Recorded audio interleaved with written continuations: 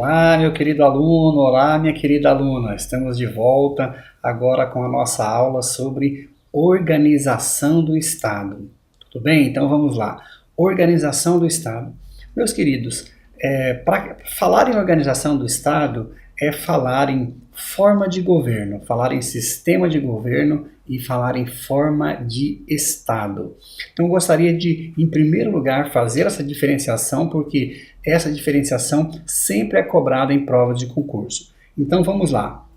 Forma de governo. Nós temos, em regra, pela maioria da doutrina, duas formas de governo, que é a república e a monarquia. Então, forma de governo, república e monarquia.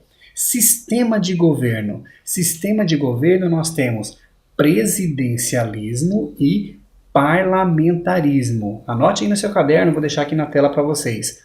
Sistema de governo, presidencialismo e parlamentarismo. E por fim, isso que nós iremos estudar de forma minuciosa nessa aula, que é a forma de Estado. Forma de Estado nós temos, para a maioria da doutrina, que classifica as formas de Estado em forma de Estado unitário e o Estado federado. Tranquilo? O Brasil, portanto, adota o que, professor? O Brasil adota a forma republicana de governo, o sistema presidencialista de governo e a forma federativa de Estado. Tudo bem, meus queridos? Então vamos lá. Forma de Estado. Forma de Estado está ligada, está relacionada à distribuição do exercício do poder político em determinado Estado. Então, forma de Estado é a maneira pela qual é distribuído o exercício do poder político. Se ele é distribuído de forma centralizada ou se ele é distribuído de forma descentralizada. Tudo bem? Então, nós teremos o quê? Um Estado unitário quando nós temos uma concentração de poder em uma única pessoa ou em um único órgão. Se nós temos a concentração de poder em um único órgão ou em uma única pessoa, nós temos o que a doutrina chama de Estado unitário. Meus queridos, o Estado unitário, ele pode ter divisões, tá? Ele pode ter divisões o quê? Divisões de natureza administrativa. Nós não temos no Estado unitário as divisões políticas, certo? No Estado unitário, as tarefas que são exercidas por outras pessoas que não o poder central, elas são realizadas por delegação administrativa. Então nós temos uma simples divisão administrativa para que esse Estado possa ser melhor administrado, mas nós não temos divisões políticas. Tudo bem? Um exemplo que nós podemos trazer para vocês da doutrina de um Estado unitário é o nosso Brasil colônia. O Brasil, durante o Império, nós tínhamos o quê? As províncias, elas eram divisões administrativas, todas elas subordinadas ao governo central, subordinadas ao imperador. Por isso, nós tínhamos uma forma de Estado unitário. Tudo bem? Seguindo o nosso estudo, meus queridos, vamos lá. Estado federado, federação. Como nós falamos no início da aula, meus queridos, federação é uma forma de Estado em que há descentralização do poder político, ou seja, nós temos mais de um ente dotado de capacidade política. Então, federação é uma reunião feita em razão de uma constituição, união essa de entidades políticas autônomas e unidas por um vínculo indissolúvel. Esse é o conceito de federação. Reunião que é elaborada por uma constituição de entidades políticas autônomas que são unidas definitivamente, sem a possibilidade de separação. É o que a doutrina diz, que na federação não existe o direito de secessão. Tudo bem? O nosso país adota a forma federativa no decreto número 1 de 1889, que é o decreto que proclama a República, certo? Então, a nossa Constituição de 1891 continua e desde lá nós sempre temos um Estado federado. Então, o nosso primeiro Estado é unitário, o Estado imperial, o Brasil imperial, e após o decreto número 1 de 1889, que proclamou a República, nós temos um Estado federado. Tranquilo? Tudo bem, meus queridos? Vamos lá. Mas, professor, quais são as características de uma federação? Então, vamos lá. Características da federação: descentralização política fixada na Constituição. Essa é a nossa primeira característica, descentralização política fixada pela Constituição. Número 2, participação das ordens jurídicas parciais na formulação da vontade nacional. O que nós temos no nosso país são os senadores. Então, nós temos uma participação dessas ordens jurídicas parciais, ou seja, dos entes da federação, na formação da vontade nacional. No nosso país, isso se dá por meio do Senado Federal. Tranquilo? E a última característica é o quê? Possibilidade de autoconstituição, ou seja, existência de constituições locais. Os entes da federação, eles estão autorizados, em razão da sua autonomia política, a elaborar as suas constituições. Tudo bem? Professor, e quais são os requisitos para a manutenção de uma federação? Meus queridos, para a manutenção de uma federação, é necessário a rigidez constitucional. É necessário que nós tenhamos um núcleo da Constituição que seja imutável. Qual é esse núcleo, professor? O Estado Federal. Então, não é possível a modificação na Constituição da forma de Estado. A forma de Estado será sempre a federação. Por isso, a rigidez constitucional, a imutabilidade em relação à forma do Estado. Tudo bem? E, por fim, um outro requisito para uma federação é a existência de um órgão constitucional que faça o controle de constitucionalidade das leis e também que resolva os conflitos estabelecidos entre os entes da federação. Tranquilo? Essas então foram as características da federação e os requisitos para a manutenção dessa federação. Professor, e qual é a diferença entre federação e confederação? Vamos lá, meus queridos. Então nós já vimos que a federação ela é formada por uma Constituição Federal. A confederação, de outro lado, não. A confederação ela é formada por tratados, por acordos internacionais. Tudo bem?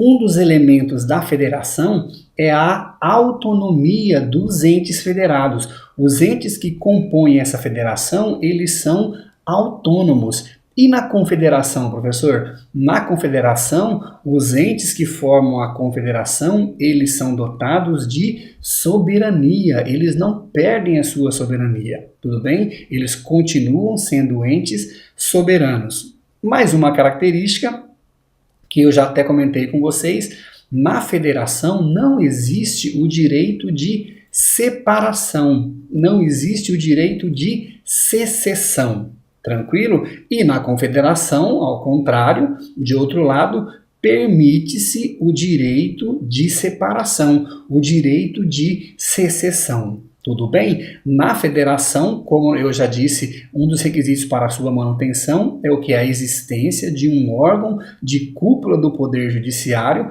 para solucionar os conflitos entre essas entidades autônomas.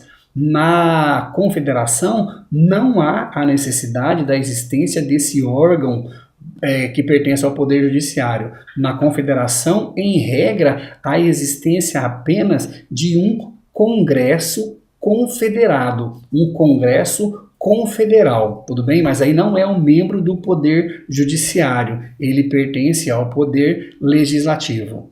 Tudo bem, meus queridos? Seguindo na nossa matéria, nós falaremos agora sobre a classificação das federações.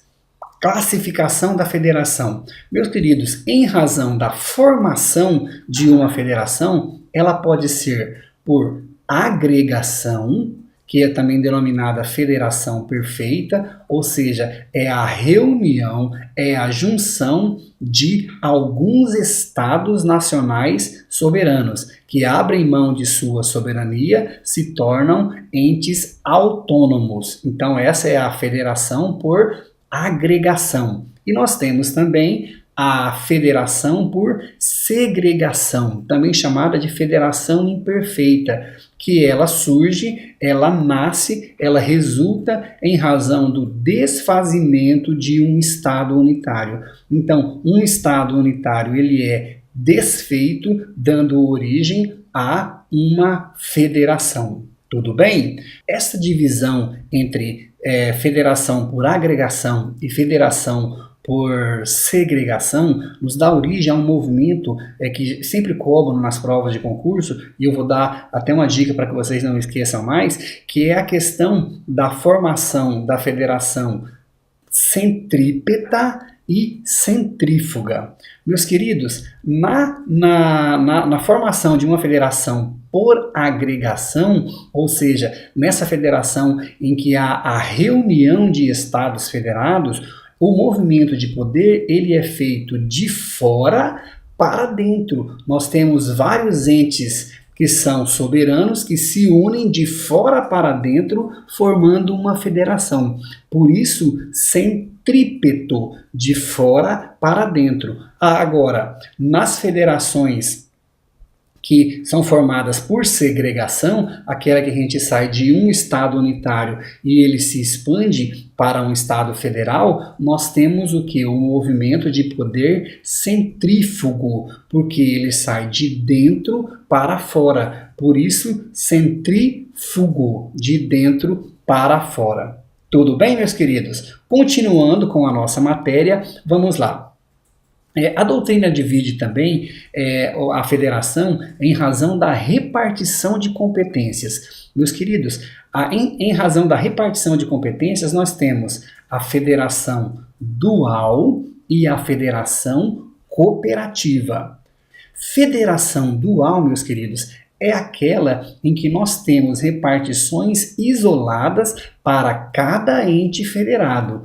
Cada ente federado possui a sua competência e não há interligação entre essas competências. Não há nenhuma forma de cooperação, de atribuição comum. Por isso, é a denominação de federação dual.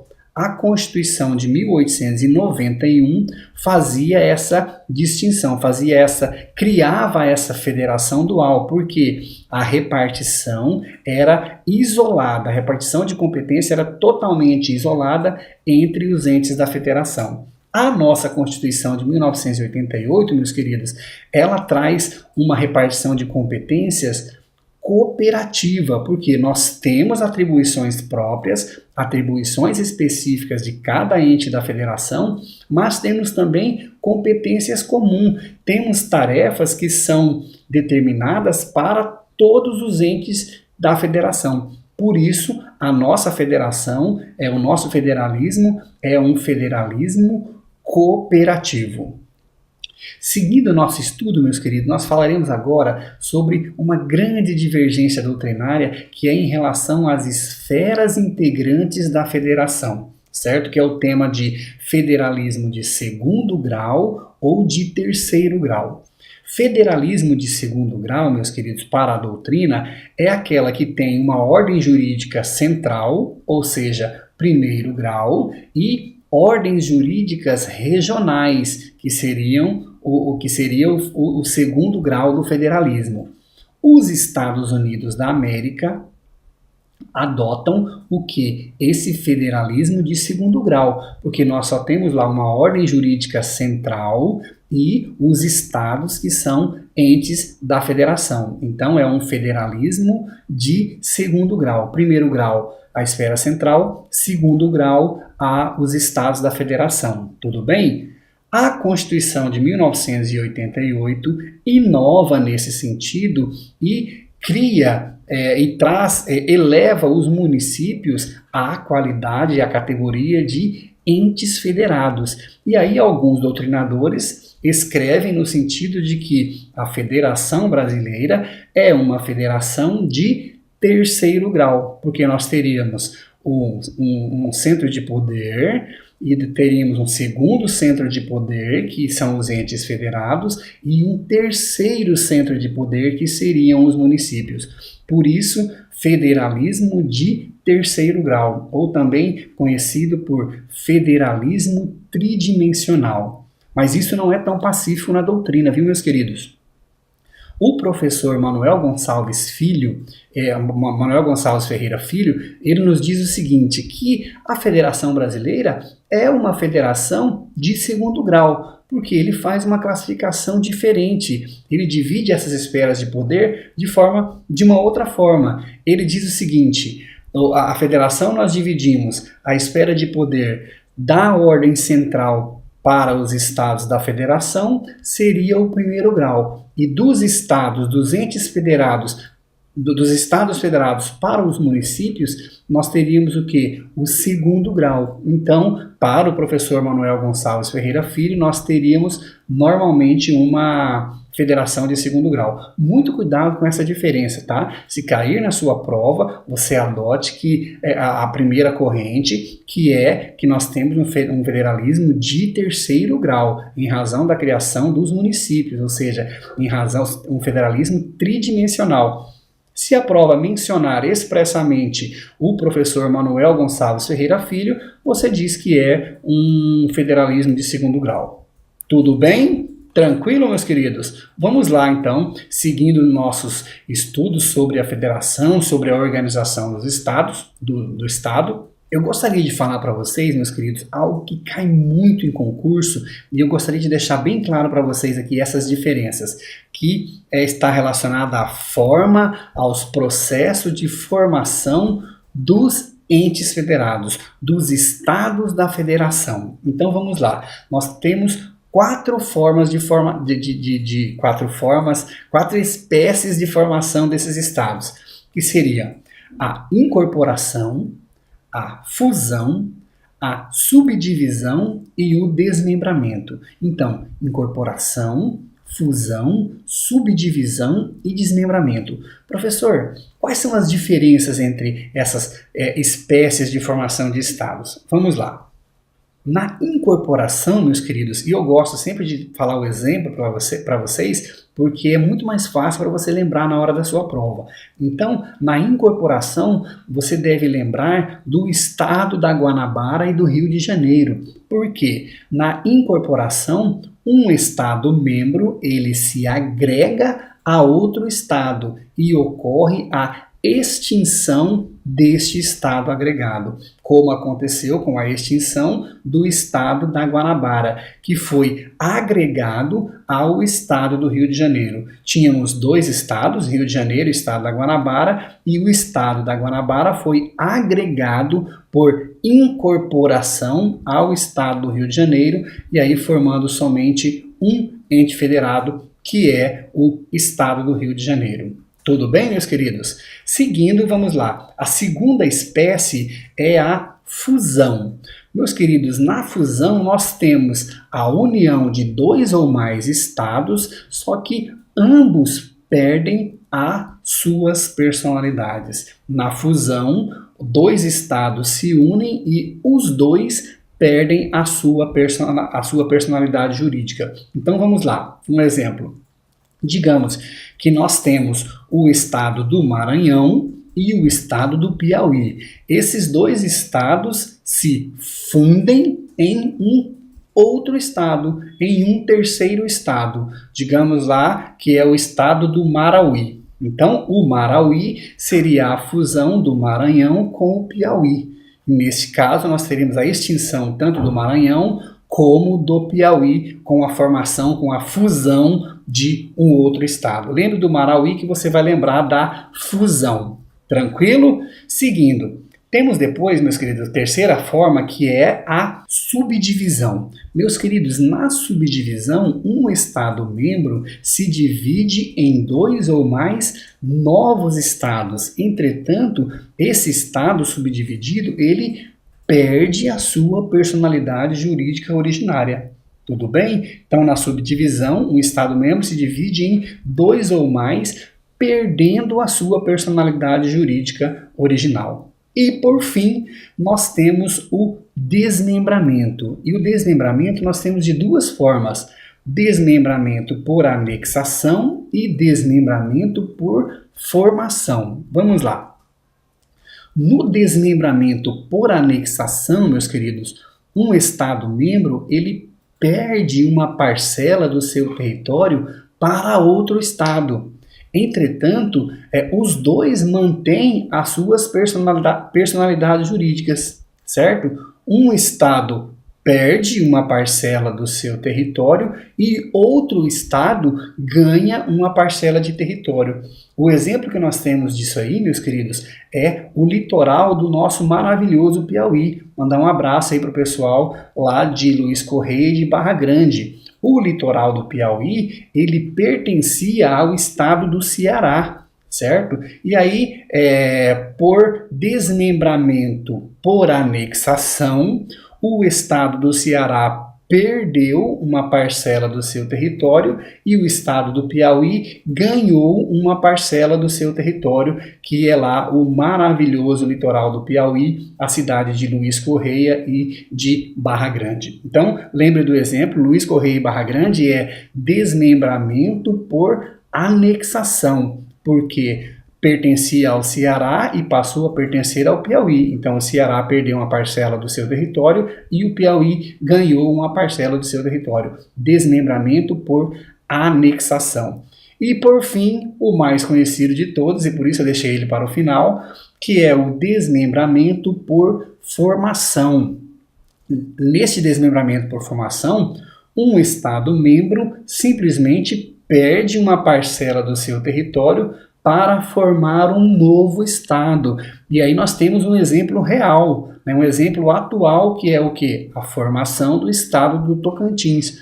O Estado de Goiás, ele perdeu uma parcela do seu território para a formação de um novo Estado, que foi o Estado do Tocantins. Então, a formação do Estado de Tocantins se dá por desmembramento-formação. Tudo bem, meus queridos? O nosso penúltimo item dessa aula será o quê? A formação dos municípios. Meus queridos, sobre esse tema, eu gostaria de chamar a atenção para vocês, porque sempre cai algo sobre formação de municípios nas provas do IESES. Vamos lá. Formação dos municípios. A emenda constitucional número 15 de 96, certo? Modificou as formas de criação, incorporação, fusão e desmembramento de municípios, certo? E essa emenda constitucional, ela previu uma exigência de lei complementar federal para a criação, incorporação, fusão ou desmembramento de municípios. Tranquilo? Quais são os requisitos, professor, para a criação de municípios, então, a partir da emenda número 15 de 96? Vamos lá, então. A exigência, a edição de uma lei complementar federal, a aprovação de uma lei ordinária federal, que deve prever os requisitos que devem ser respeitados, a forma de divulgação, a apresentação de estudos de viabilidade municipal. Terceiro, consulta prévia às populações dos municípios interessados, certo? De todos os municípios interessados, por meio de plebiscito convocado pela Assembleia Legislativa. Quarto requisito, professor, aprovação de lei ordinária estadual. Tranquilo? Professor, e essa lei complementar federal, o senhor poderia falar o número dela para mim? Meus queridos, não posso falar o número da lei porque essa lei não existe. Essa lei complementar ainda não foi elaborada. Por isso, nós não poderíamos ter nenhum município criado após esta emenda constitucional número 15 de 96.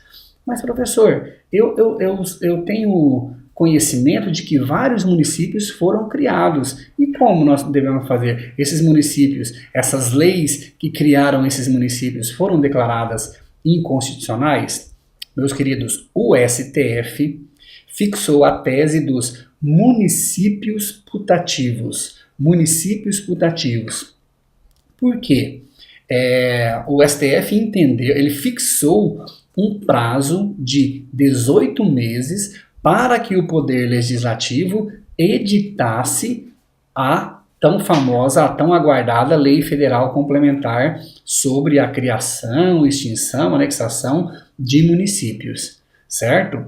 Professor, mas e o STF poderia fazer isso, né? Fixar um prazo para o Poder Legislativo? Isso não seria uma interferência do Poder Judiciário na autonomia do Poder Legislativo? Sim. E por isso o STF entendeu que não se tratava de imposição de um prazo, mas apenas de fixação de um parâmetro de tempo razoável. Ou seja, ele simplesmente disse, ó, esse prazo eu entendo como razoável. Tudo bem? Nesse sentido, meus queridos, o Congresso Nacional, por meio da Emenda Constitucional 57 de 2008, convalidou todos os atos de criação, fusão, incorporação de municípios cuja lei tenha sido editada até o dia 31 de dezembro de 2006.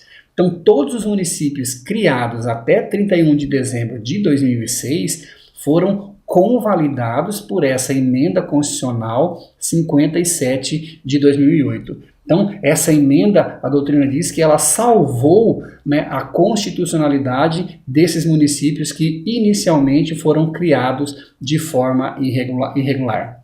Tudo bem? Entretanto, meus queridos, os municípios que foram criados sem a elaboração dessa lei complementar, que ainda não existe, certo? Fixada lá pela emenda constitucional, os municípios que foram criados após 31 de 12 de 2006 foram declaradas, as leis que criaram foram declaradas inconstitucionais. O principal exemplo dessa norma é o município de Extrema Rondônia, que foi criado, que foi desmembrado do município de Porto Velho. Tranquilo? Então, a falta dessa lei complementar levou o STF a entender que a criação do município de Extrema Rondônia, essa lei que criou o município, era inconstitucional, porque em razão da ausência dessa lei complementar. Tudo bem? Meus queridos, nós já falamos sobre isso, já falamos sobre as vedações constitucionais, mas em razão do nosso tema, que é a organização dos estados, eu vou falar para vocês também mais uma vez, sobre as vedações constitucionais à União, aos estados, ao Distrito Federal e ao município. Lembra que nós falamos? Então, a União, os estados, Distrito Federal e municípios estão proibidos de estabelecer cultos religiosos ou igrejas. Estão proibidos de subvencionar, de embaraçar o funcionamento de cultos religiosos e de igrejas. E também não podem manter com essas igrejas e com cultos religiosos nenhuma representação, nenhuma relação de dependência, autorizando-se apenas a colaboração de interesse público. Tudo bem, meus queridos? Então, os entes da Federação, da República Federativa do Brasil, não podem adotar oficialmente nenhuma religião. Tranquilo? Já falamos sobre isso e é importante para a nossa atividade que os entes da Federação, União, Estados membros, municípios e Distrito Federal não podem recusar fé pública aos documentos públicos. Não podem recusar fé aos documentos públicos, em razão de presunção de veracidade desses documentos. Lembrando que isso é uma previsão constitucional. Tranquilo? Lembre lá da nossa aula que nós falamos sobre essa vedação. Tudo bem? Meus queridos, assim eu encerro a nossa parte sobre organização do Estado, porque a nossa próxima aula é o nosso próximo item do edital, que ele versa sobre administração pública. Entretanto, meus queridos, ainda que não haja previsão específica de todos esses itens que eu vou falar para vocês agora no nosso edital, no edital do concurso Maranhão, eu peço a vocês que façam a leitura dos artigos 18 até o artigo 36, porque a nossa próxima aula ela tem início no artigo 37, que fala da administração pública. Então, apesar de não constar expressamente no edital, esses artigos são de suma importância para que você entenda essa parte da organização do Estado. Tudo bem, meus queridos? Tranquilo? Então, leitura com calma, leitura com carinho dos artigos 18 até o artigo 36 da Constituição Federal. Até a nossa próxima aula sobre administração pública. Até daqui a pouquinho, meus queridos.